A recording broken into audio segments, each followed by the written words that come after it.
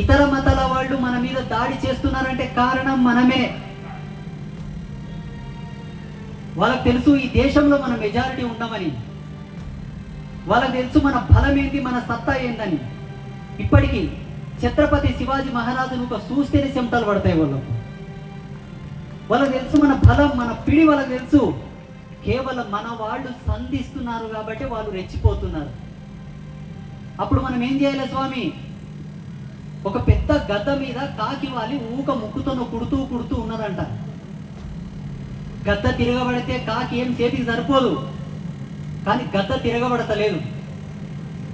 అదెంత, దాని శరీరం ఎంత, దాని బలం ఎంత అని దీనికి తెలిసి తన రెక్క బలం వాడుకొని ఆకాశం వైపు ఎగురుతూనే పోతుంది గద్ద. ఆకాశం వైపు ఎగిరే కొద్దీ ఈ కాకి ఆక్సిజన్ అదంతా కదే నేలకు రాలిపోతుంది.